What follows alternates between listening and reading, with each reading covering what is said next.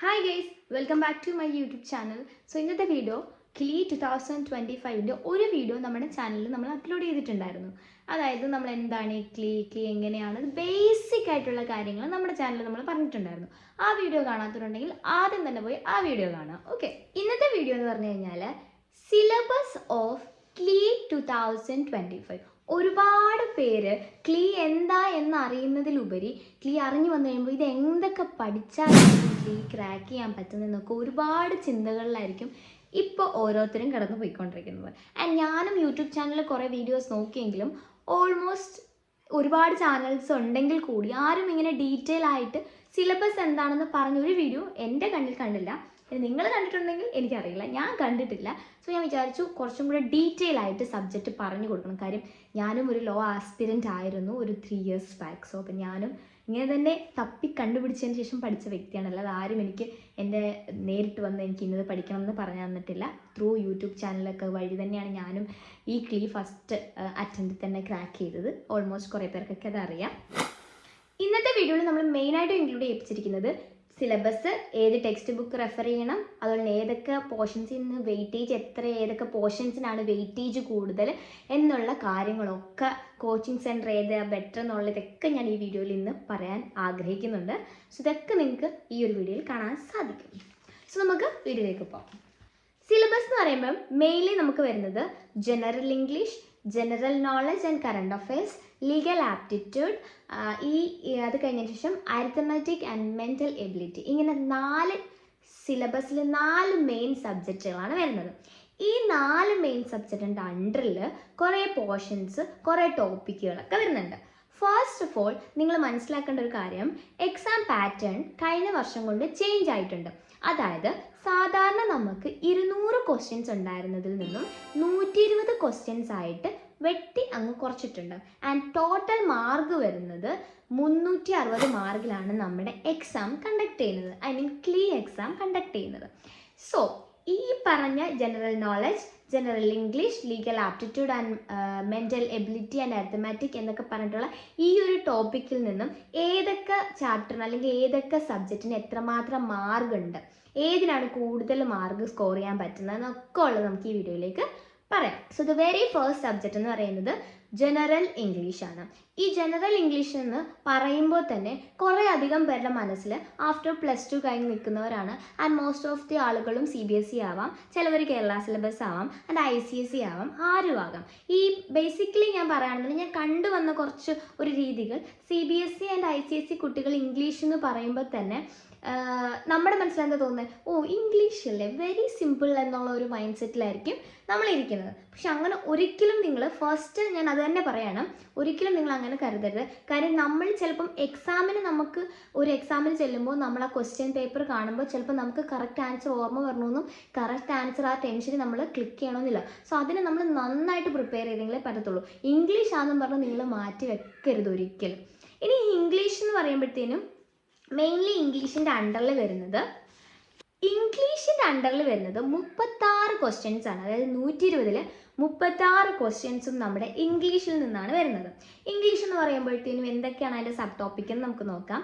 Synonyms, അനോണിംസ്, അതുപോലെ one word substitution, അതായത് ഒരു വേർഡിന് പകരം എന്ത് വേർഡാണ് വരുന്നത്, and fill in the blanks, active voice, passive voice, direct speech, indirect speech വന്നിട്ട് ഡയറക്റ്റിലേക്കാണ്, ഡയറക്റ്റ് സ്പീച്ച് ഇൻഡയറക്റ്റ് സ്പീച്ചിലേക്കാക്കാനും, അതുപോലെ തന്നെ phrasal verbs, mainly phrasal verbs ഒക്കെ എന്ന് പറയുമ്പോഴത്തേനും കമ്മ്, ലുക്ക്, കട്ട്, ഇങ്ങനത്തെ ഉള്ള kind of words like phrases ആണ് നമ്മൾ കൂടുതലായിട്ടും കണ്ടുവന്നത്. പുട്ട്, അങ്ങനെയുള്ള കാര്യങ്ങൾ. ഓക്കെ, സെൻറ്റൻസ് കറക്റ്റ് ചെയ്യാം. ദെൻ ദ ലാസ്റ്റ് എന്ന് വെച്ചാൽ റീഡിങ് കോംപ്രിഹെൻഷൻ ആണ്. അതായത് ഈ റീഡിങ് കോംപ്രിഹെൻഷൻ എന്ന് പറയുമ്പോൾ ഒരു വലിയ പാസേജ് ആയിരിക്കും, മടി വിചാരിച്ചത് വായിക്കാണ്ടിരിക്കില്ല, നന്നായിട്ട് വായിച്ച് കഴിഞ്ഞാൽ നിങ്ങൾക്ക് ആൻസർ ഒരു പാസേജ് എന്നിട്ട് ആൻസർ ചെയ്തില്ല. അതൊക്കെ തന്നെ നിങ്ങൾ കുഞ്ഞു ക്ലാസ്സിലെ മുതലേ പഠിച്ചു വരുന്ന കാര്യങ്ങളൊക്കെ തന്നെയാണ്. എന്നിരുന്നാൽ കൂടി നിങ്ങൾ ചിന്തിക്കേണ്ട ഒരു കാര്യമുണ്ട്, ഇതൊരു ലോ എൻട്രൻസ് എക്സാമിനേഷനാണ്. സോ അതിന് എത്രത്തോളം ഹൈപ്പിലായിരിക്കും ചോദ്യങ്ങൾ ചോദിക്കുന്നത് എന്നുള്ള ഒരു ചെറിയ ചിന്ത എപ്പോഴും നല്ലതാണ്. സോ ഇതൊക്കെയാണ് ഇംഗ്ലീഷിൻ്റെ അണ്ടറിൽ വരുന്ന സബ് ടൈറ്റിൽസ് എന്ന് പറയുന്നത്. ദ വെരി നെക്സ്റ്റ് എന്ന് പറയുന്നത് ലീഗൽ ആപ്റ്റിറ്റ്യൂഡാണ്. ലീഗൽ ആപ്റ്റിറ്റ്യൂഡ് എന്ന് പറയുമ്പോഴത്തേനും ഏകദേശം 42 ക്വസ്റ്റ്യൻസ് ആണ് നമ്മുടെ ലീഗൽ ആപ്റ്റിറ്റ്യൂഡിൽ നിന്ന് വരുന്നത്. അതായത് 120-ൽ 42 ചോദ്യവും ലീഗൽ ആപ്റ്റിറ്റ്യൂഡാണ്. നമ്മളൊരു കാര്യം ചിന്തിക്കണം, നമ്മുടെ ലോ എൻട്രൻസ് ആണ്. സോ അവിടെ എന്തിനായിരിക്കും പ്രാധാന്യം? ലോയ്ക്കായിരിക്കും പ്രാധാന്യം. സോ അവിടെ നിന്നായിരിക്കും കൂടുതൽ ക്വസ്റ്റ്യൻസും വരുന്നത്. ഈ ഒരു ലീഗൽ ആപ്റ്റിറ്റ്യൂഡിൽ തന്നെ നിങ്ങൾ കോൺസ്റ്റിറ്റ്യൂഷൻ വരുന്നുണ്ട്, ക്രിമിനൽ ലോ വരുന്നുണ്ട്, CPC, CRPC, IPC, അങ്ങനെ കുറേ കാര്യങ്ങൾ വരുന്നുണ്ട്. Law of contract, law of thought. നമ്മൾ ഒരു ചിന്താഗതിയുണ്ട്, നമ്മൾ ഈ ലോ എന്ന് പറയുമ്പോൾ എല്ലാം കൂടെ ഒരുമിച്ച് ഇന്ത്യൻ കോൺസ്റ്റിറ്റ്യൂഷനിൽ, എല്ലാം കൂടെ ഒരുമിച്ച് IPCയിൽ, എല്ലാം കൂടെ ഒരുമിച്ച് ഇങ്ങനെ പല പല എല്ലാം കൂടെ ഒരു ടെക്സ്റ്റ് ബുക്കിലാണെന്നാണ് നമ്മളെല്ലാവരും കരുതുന്നത്. എന്നാൽ നിങ്ങൾ ചിന്തിക്കേണ്ട ഒരു കാര്യമുണ്ട്, ഓരോ ടോപ്പിക്കിനും ഓരോ ലോയാണ്. Labour law, land law, property law, family law, IPC, CRPC, CPC, constitution, അങ്ങനെ ഒരുപാട് കാര്യങ്ങൾ മിക്സ് ചെയ്തിട്ടാണ് നമ്മുടെ LLB. എല്ലാം കൂടെ ഒരു ബുക്കിലല്ല. അത് ചിലവരുടെ എനിക്കുണ്ടായിരുന്ന ഒരു ധാരണയായിരുന്നു കേട്ടോ. അതുകൊണ്ട് ഞാനത് പറഞ്ഞത്. എല്ലാവർക്കും ഇങ്ങനത്തെ ഒരു ചിന്താഗതിയാണെന്ന് ഞാൻ പറയുന്നില്ല. ഇന്നത്തെ കാലത്ത് കുട്ടികൾക്ക് കുറേയൊക്കെ അറിവുകൾ എല്ലാത്തിനെയും പറ്റിയുണ്ട്. ഞാൻ ഇങ്ങനെ ചിന്തിച്ചിട്ടുണ്ട്, എല്ലാം കൂടി ഒരു ടെക്സ്റ്റ് ബുക്ക്. അങ്ങനെയല്ല കേട്ടോ, എല്ലാത്തിനും ഓരോന്നിനും ഓരോ ലോയാണ്. സോ അതാണ് ഞാൻ പറഞ്ഞത്. മെയിൻലി നിങ്ങൾ കോൺസ്റ്റിറ്റ്യൂഷൻ ശ്രദ്ധിക്കുക. കോൺസ്റ്റിറ്റ്യൂഷനിൽ നിന്നാണ് ഏറ്റവും കൂടുതൽ ചോദ്യങ്ങൾ വരുന്നത്. അതിൽ ഫണ്ടമെൻ്റൽ റൈറ്റ്സ് പ്രത്യേകിച്ച് നിങ്ങൾ നോക്കണം. കോൺസ്റ്റിറ്റ്യൂഷൻ ആർട്ടിക്കിൾസ് നോക്കുക, പ്രിയാമ്പിൾ എന്താണെന്ന് പഠിക്കണം. ഇതൊക്കെ നിങ്ങൾ കേട്ട് ടെൻഷൻ അടിക്കേണ്ട യാതൊരുവിധ ആവശ്യകതയില്ല. ഇതൊക്കെ ഭയങ്കര സിമ്പിളാണ്. അപ്പോൾ ലോ സബ്ജക്റ്റ് അല്ലെങ്കിൽ ലീഗൽ ആപ്റ്റിറ്റ്യൂഡിന് അണ്ടറിൽ വരുന്ന സബ്ജക്റ്റുകൾ കോൺസ്റ്റിറ്റ്യൂഷൻ, ലോ ഓഫ് തോട്ട്, law of contract, jurisprudence, and ഇപ്പോൾ IPCക്ക് BNS എന്നാണ് പറയുന്നത്, ആൻഡ് CRPCക്ക് BNSS എന്നാണ് പറയുന്നത്. സോ നമ്മുടെ കുറച്ച് കാര്യങ്ങളൊക്കെ അങ്ങോട്ടും ഇങ്ങോട്ടും ചേഞ്ചസ് ആയിട്ടുണ്ട്. ഓൾമോസ്റ്റ് അത് തന്നെയാണെങ്കിൽ കൂടി എവിടേക്കും ചെറിയ കാര്യങ്ങൾ ചിലയിടത്തൊക്കെ ചെറിയ വ്യത്യാസങ്ങൾ വന്നിട്ടുണ്ട്. സോ ഞാൻ പറഞ്ഞിട്ട് നിങ്ങൾ ഒരു ഗൈഡ് വാങ്ങിക്കുകയാണെന്നുണ്ടെങ്കിൽ ലേറ്റസ്റ്റ് എഡിഷൻ മാത്രം വാങ്ങിക്കുക. കാര്യം IPCയിലൊക്കെ BNS ആയിട്ടാണ് ഇപ്പോൾ അറിയപ്പെടുന്നത്. സോ അപ്പോൾ അതിൻ്റെ ചേഞ്ചസുകളും കാര്യങ്ങളൊക്കെ ഇൻക്ലൂഡഡ് ആയിട്ടുള്ള പുതിയ പുതിയ എഡിഷൻസ് വാങ്ങിച്ച് പഠിക്കാൻ ശ്രമിക്കുക. And the very next jurisprudence ആണ്. ജൂറിസ്പ്രുഡൻസ് എന്ന് പറയുമ്പോഴത്തേക്കും എന്തോ വലിയ വാക്കെന്ന് വിചാരിക്കേണ്ട. നമ്മുടെ കുറേ തിയറീസ്, നമ്മുടെ ലോ എന്ന് പറയുന്നത് കുറേ തിയറീസ് വെച്ചും കുറേ ആൾക്കാരുടെ എന്താ പറയുക, അവരുടെ സജഷൻസും അവരുടെ തോട്ട്സൊക്കെ വെച്ചിട്ടാണ് നമ്മുടെ ലോ മേക്ക് ചെയ്തിരിക്കുന്നത്. സോ അതൊക്കെ കൂടി ഒരു ഹിസ്റ്ററി എന്നുള്ള രൂപേണ നമുക്ക് ജൂറിസ്പ്രുഡൻസിനെ കാണാം. ആൻഡ് ഫാമിലി ലോ നമ്മൾ വിചാരിക്കുന്ന കണക്ക് പണിഷ്മെൻറ്റ്സും കാര്യങ്ങളും ഒക്കെയാണ് IPCയിൽ പറയുന്നതെങ്കിൽ കൂടി ഇതിൻ്റെ ഓരോ തിയറീസും പറയുന്നത് ഫാമിലി ലോ എന്ന് പറയുമ്പോഴത്തേന് ഹിന്ദു, മുസ്ലിം, ക്രിസ്ത്യൻ എന്ന് പറഞ്ഞിട്ടുള്ള 3 ലോസും ഇൻക്ലൂഡ് ചെയ്തിട്ടുള്ള ഒരു സബ്ജക്റ്റാണ് ഫാമിലി ലോ. 3 രീതിയിലാണ്, 3 പേരുടെ രീതികളും അവർക്ക് ആപ്ലിക്കബിൾ ആയിട്ടുള്ള ലോ ആൻഡ് പണിഷ്മെൻറ്റ്സ് എന്നൊക്കെ പറയുന്നത് 3 രീതിയിലാണ്. സോ ഇതൊക്കെ പറഞ്ഞുകൊണ്ടുള്ളതാണ് ഫാമിലി ലോ. സോ ഇത്രയാണ് മെയിൻലി വരുന്ന സബ്ജക്റ്റ്. ഇനി ഇതിൽ നിന്ന് വേറൊരു കാര്യം കൂടെ പഠിക്കാനുണ്ട്, ലീഗൽ മാക്സിംസ് എന്ന് പറയും. നിങ്ങൾ വേറെ ഒന്നും പഠിച്ചില്ലെങ്കിലും കോൺസ്റ്റിറ്റ്യൂഷനും ലീഗൽ മാക്സിംസും മസ്റ്റായിട്ടും ലോ ഓഫ് കോൺട്രാക്റ്റും ലോ ഓഫ് തോട്ടും മസ്റ്റായിട്ട് നിങ്ങൾ നോക്കിയിരിക്കണം. ഇത് ഇത്രയും സബ്ജക്റ്റ് ഏതൊക്കെയാണ്? കോൺസ്റ്റിറ്റ്യൂഷൻ, അതുപോലെ തന്നെ ലീഗൽ മാക്സിംസ്. അതായത് നമ്മുടെ കോടതിയിൽ കുറേ ലീഗൽ മാക്സിംസ് ഉണ്ട്. കുറേ ലാറ്റിൻ വേർഡ്സ് ആയിരിക്കും അല്ലെങ്കിൽ ഗ്രീക്ക് വേർഡ്സ് ആയിരിക്കും. ഇങ്ങനെ ഓരോ ലാറ്റിൻ വേർഡ്സിനും നമ്മുടെ ലോ പ്രകാരം കുറച്ച് മീനിങ്സ് ഉണ്ട്. അതൊക്കെ കൂടി ഇൻക്ലൂഡ് ചെയ്യിപ്പിച്ചു ഒരു 10, 30, 40 എണ്ണത്തോളം നിങ്ങൾ വാങ്ങിക്കുന്ന ഓരോ ഗൈഡുകളിലും അവസാനത്തെ പോർഷനിലാണ് കൂടുതലായും ലീഗൽ മാക്സിംസ് കണ്ടുവരുന്നത്. അതിലൊരു മിനിമം കുറഞ്ഞതൊരു 40, 50 എണ്ണമെങ്കിലും പഠിച്ചിട്ട് പോകണം.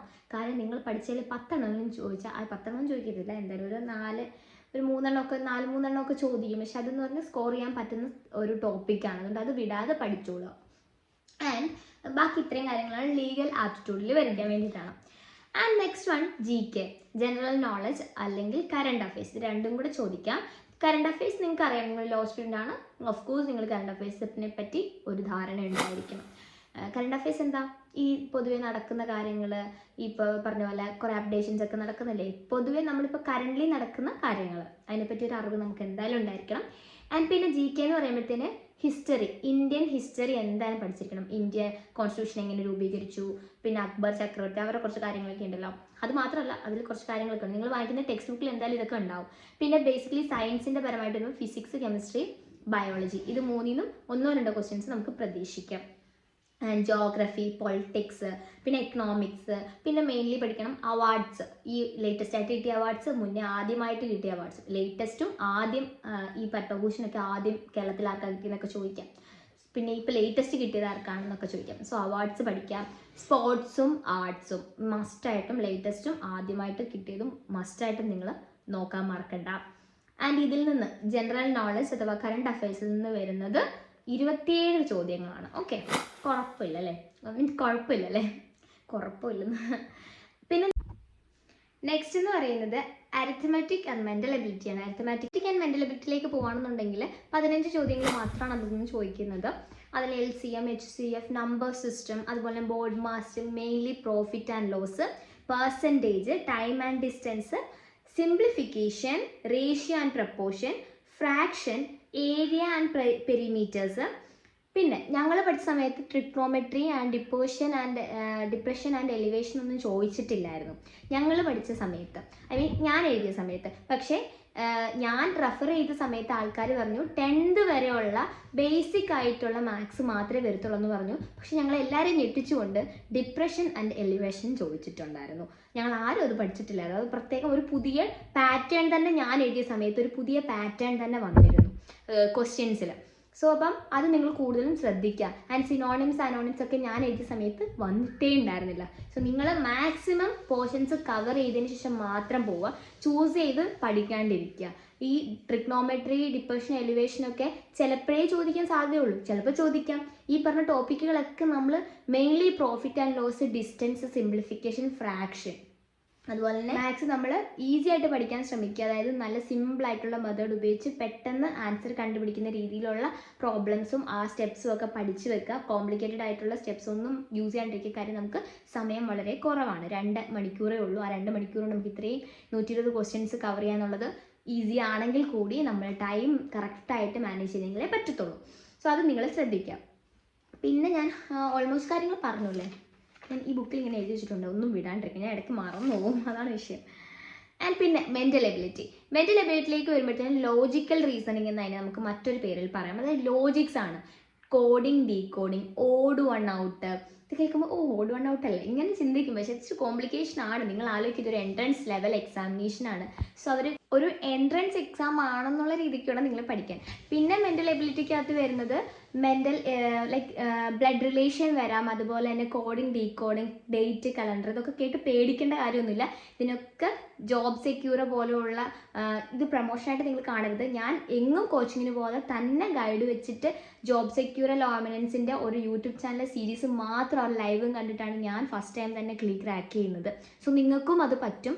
അവർക്ക് ഇപ്പോൾ ഗൈഡ് വരെ അവർ ഇറങ്ങിയിട്ടുണ്ട്. കാര്യം പുതിയ എഡിഷൻ വാങ്ങിക്കുമ്പോൾ എനിക്ക് തോന്നുന്നു, ഞാൻ സജസ്റ്റ് ചെയ്യും, ഇത് പ്രൊമോഷനേ അല്ല. കാര്യം അവർക്ക് അത്രയും ഡെഡിക്കേറ്റഡ് ആയിട്ടാണ് അവർ ഓരോ കാര്യങ്ങൾ ചെയ്യുന്നത്. അതുകൊണ്ട് ഞാൻ പറയുകയാണ്, അവർക്ക് ഇപ്പോൾ പുതിയ ഗൈഡ് അവർ പുതിയ എഡിഷൻ ഇറക്കിയിട്ടുണ്ട്. സോ ഈ BNS പോലെയും BNSS ഒക്കെ ആയിട്ട് IPCയും CRPCയും ചേഞ്ച് ആയല്ലോ. സോ അതൊക്കെ ഇൻക്ലൂഡ് ചെയ്യിപ്പിച്ചുകൊണ്ടുള്ള ക്വസ്റ്റ്യൻ പാറ്റേൺ ആണ്. കുസാറ്റ് പോലുള്ള എക്സാമും അതിൽ കുറേ എക്സാമിന് വേണ്ടി അവർ ആ സെയിം ഗൈഡ് യൂസ് ചെയ്താൽ മതി എന്ന് ഞാനിങ്ങനെ അറിഞ്ഞിരുന്നു. സോ നിങ്ങൾക്ക് വേണമെന്നുണ്ടെങ്കിൽ അവർ ഇൻസ്റ്റാ പേജിലൊന്ന് മെസ്സേജ് അയച്ചിട്ട് ഓൺലൈൻ ഡെലിവറി ഒക്കെ കാണാൻ സാധ്യതയുണ്ട്.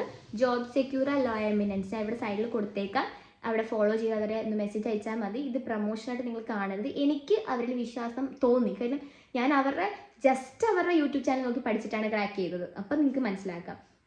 ആൻഡ് അതേപോലെ തന്നെ ഞാൻ അവരുടെ ഗൈഡല്ല ഉപയോഗിച്ചത്, ഞാൻ വേറൊരു ഗൈഡാണ്. അത് എൻ്റെ പ്രീവിയസ് വീഡിയോസ് കണ്ടാൽ നിങ്ങൾക്ക് കാണാം. അല്ലെങ്കിൽ ഞാനിവിടെ ഒരു സൈഡിലൊരു പിക്ചർ കൊടുക്കാം, ഞാൻ വാങ്ങിയ ഗൈഡ്. ആൻഡ് എൻ്റെ ചേച്ചിയും സെയിം ഗൈഡ് തന്നെയാണ് യൂസ് ചെയ്തുകൊണ്ടിരുന്നത്. അവൾക്ക് ഏകദേശം ഒരു 600-നകത്ത് റാങ്ക് ഉണ്ടായിരുന്നു എൻ്റെ ചേച്ചിക്ക്. എൻ്റെ കൂടെ തന്നെയാണ് പഠിക്കുന്നത്. സോ കഴിഞ്ഞ തവണയാണ് എഴുതിയത്. അപ്പോൾ അവൾ പറഞ്ഞ ഒരു കാര്യമുണ്ട്, കഴിഞ്ഞ ഇയറിൽ ഈസി ടു മോഡറേറ്റ് ആയിട്ടുള്ള ഒരു എക്സാമിനേഷൻ ആയിരുന്നു. പക്ഷെ നമ്മൾ പിന്നീട് ക്വസ്റ്റ്യൻ പാറ്റേൺ നോക്കിയപ്പോഴാണ് അവർ ഈസി ആക്കിയത്. ക്വസ്റ്റ്യൻസ് നമ്മൾ ഭയങ്കരമായിട്ട് ആ ഒരു എന്താ പറയുക, നമ്മൾ കുറച്ചുകൂടെ ചിന്തിച്ച് ചെയ്യേണ്ട ക്വസ്റ്റ്യൻസ് ആയിരുന്നു. നമുക്ക് ഒറ്റ നോട്ടത്തിൽ ഈസി ആയിട്ട് തോന്നിയെങ്കിലും ഓക്കെ. അപ്പോൾ ഈസി ആക്കുവാണെന്നുണ്ടെങ്കിൽ പെട്ടെന്ന് ചിന്തിച്ച് ഈസി എന്ന് പറഞ്ഞിട്ട് കണ്ണിക്കണ്ട ആൻസേഴ്സ് എല്ലാം ക്ലിക്ക് ചെയ്യാണ്ട് ചിന്തിച്ച് ആലോചിച്ച് എഴുതുക. ഓക്കെ, എനിക്ക് അത്ര പറയാനുള്ളൂ. പിന്നെ ഈ എക്സാമിന് മുന്നേ 15 മിനിറ്റ് മുന്നേ നിങ്ങൾക്കൊരു മോക്കൊക്കെ ഉണ്ടായിരിക്കും. അതിനെയൊക്കെ പറ്റിയിട്ടും ഒരു എക്സാമിൻ്റെ മൈനസ് മാർക്കും പോസിറ്റീവ് കറക്റ്റ് ആൻസറിനുള്ള മാർക്ക് എന്തൊക്കെയാണ് എന്നുള്ളതൊക്കെ നമുക്ക് നെക്സ്റ്റ് വീഡിയോയിൽ പറയാം. അതിന് വേണ്ടിയിട്ട് നിങ്ങൾ ചാനൽ സബ്സ്ക്രൈബ് ചെയ്യാൻ വേണ്ടി മറക്കരുത്. ആൻഡ് ഈ നമ്മുടെ കമ്മ്യൂണിറ്റി പോസ്റ്റിൽ ഞാനൊരു ഫോട്ടോ ഇടാം ഇന്ന് തന്നെ. അതിൽ താഴെ നിങ്ങൾക്ക് എന്തെങ്കിലും സംശയം ഉണ്ടെങ്കിൽ അതിൽ പറഞ്ഞാൽ മതിയാവും. നമുക്കെല്ലാം ലാസ്റ്റ് ഈ സീരീസ് കഴിഞ്ഞതിന് ശേഷം ലാസ്റ്റ് നമുക്ക് ഈ പറഞ്ഞ ക്വസ്റ്റ്യൻസിനുള്ള ഡൗട്ടും കാര്യങ്ങളും ഒക്കെ ആയിട്ട് നമുക്കൊരു വീഡിയോ ചെയ്യാം. ഓക്കെ, നിങ്ങൾക്കുള്ള ഡൗട്ട്സ് ഒക്കെ നിങ്ങൾ ആ ഒരു പോസ്റ്റിൻ്റെ അടിയിൽ കമൻറ്റ് ചെയ്താൽ മതിയായിരിക്കും. ആൻഡ് അതുപോലെ തന്നെ ശ്രദ്ധിക്കേണ്ട ഒരു കാര്യം, നിങ്ങൾ ഈ ടെക്സ്റ്റ് ബുക്ക് റെഫർ ചെയ്യുന്ന പോലെ തന്നെ മാക്സിമം മോക്ക് ടെസ്റ്റുകൾ, അതായത് ഈ ഒരു എക്സാമിൻ്റെ അതേപോലുള്ള മോക്ക് ടെസ്റ്റുകൾ അവൈലബിൾ ആണ്. ഗൂഗിളിലൊക്കെ ചെയ്ത് നോക്കിയാൽ ഓൾമോസ്റ്റ് ഞാൻ ഗൂഗിൾ ചെയ്ത് നോക്കി പഠിച്ചാളാം. സോ ഗൂഗിളിലൊക്കെ മാക്സിമം ഇത് കണ്ടുപിടിക്കണം. ഒറ്റ നോട്ടത്തിൽ ചിലപ്പോൾ നിങ്ങൾക്ക് മോക്കുകൾ കിട്ടത്തില്ല, കുറേ നിങ്ങളിങ്ങനെ കണ്ടുപിടിച്ചെങ്കിൽ നിങ്ങൾക്ക് കിട്ടത്തുള്ളൂ. സോ നിങ്ങൾ മാക്സിമം ആ മോക്കുകളൊക്കെ കൂടി അറ്റൻഡ് ചെയ്യാനും നിങ്ങൾക്ക് ടൈം മാനേജ് ചെയ്യാനും ക്വസ്റ്റ്യൻ്റെ രീതികൾ എങ്ങനെയാണെന്നൊക്കെ മനസ്സിലാക്കാൻ പറ്റും. സോ എൻ്റെ വിചാരം ഈ ഒരു വീഡിയോയിൽ ഞാൻ ഓൾമോസ്റ്റ് എല്ലാം കവർ ചെയ്തിട്ടുണ്ടെന്നാണ്. ഇനി എന്തെങ്കിലും ഞാൻ വിട്ടുപോയിട്ടുണ്ടെന്നുണ്ടെങ്കിൽ നിങ്ങൾക്ക് കമൻറ്റ് ചെയ്താൽ മതിയാവും. നമുക്ക് അടുത്ത വീഡിയോയിൽ അതും കൂടെ ആഡ് ചെയ്തിട്ട് നമുക്ക് ചെയ്യാം. അതിന് മുന്നേ ഞാനൊരു കാര്യം പറയാം, എൻ്റെ വീഡിയോ ഇഷ്ടമായി കഴിഞ്ഞാൽ കുഴപ്പമുണ്ടെങ്കിലും ഇല്ലെങ്കിലും എന്തുണ്ടെങ്കിലും കമൻറ്റ് ബോക്സിൽ അറിയിക്കുക. പിന്നെ എന്തെങ്കിലും ഡൗട്ട് പേഴ്സണലി ഉണ്ടെങ്കിൽ ഇൻസ്റ്റാഗ്രാമിൽ ഒരു മെസ്സേജ് അയച്ചാൽ മതി. സഹനാസ് വ്ലോഗ് എന്നാണ് പേര്. സോ നിങ്ങൾക്ക് ഞാൻ എൻ്റെ ബാക്കിയുള്ള കുട്ടികളോട് ചോദിച്ചാൽ എൻ്റെ കഴിവിൻ്റെ പരമാവധി ഞാൻ എല്ലാവർക്കും റിപ്ലൈ കൊടുക്കാറുണ്ട്. സോ അതുകൊണ്ടാണ് പറഞ്ഞത്, എന്തെങ്കിലും ഡൗട്ട് നിങ്ങൾക്ക് ഉണ്ടെന്നുണ്ടെങ്കിൽ നിങ്ങൾ മസ്റ്റായിട്ടും എൻ്റെ ഇൻസ്റ്റയിൽ മെസ്സേജ് അയച്ചാലും മതിയാകും. സോ ഇന്നത്തെ വീഡിയോ ഇത്രയേ ഉള്ളൂ. ഇഷ്ടപ്പെട്ട നിങ്ങളുടെ ഫ്രണ്ട്സിനൊക്കെ സെൻഡ് ചെയ്ത് കൊടുക്കാൻ മറക്കണ്ട. ഇന്നത്തെ വീഡിയോ ഇത്രയേ ഉള്ളൂ. നിങ്ങളുടെ ഫ്രണ്ട്സിനൊക്കെ സെൻഡ് ചെയ്ത് കൊടുക്കാൻ മറക്കണ്ട. സബ്സ്ക്രൈബ് ചെയ്യാനും ഷെയർ ചെയ്യാനും ലൈക്ക് ചെയ്യാനും കമൻറ്റ് ചെയ്യാനും ഒന്നും മറക്കണ്ട. അപ്പോൾ ഇത്രയേ ഉള്ളൂ. ടാറ്റാ.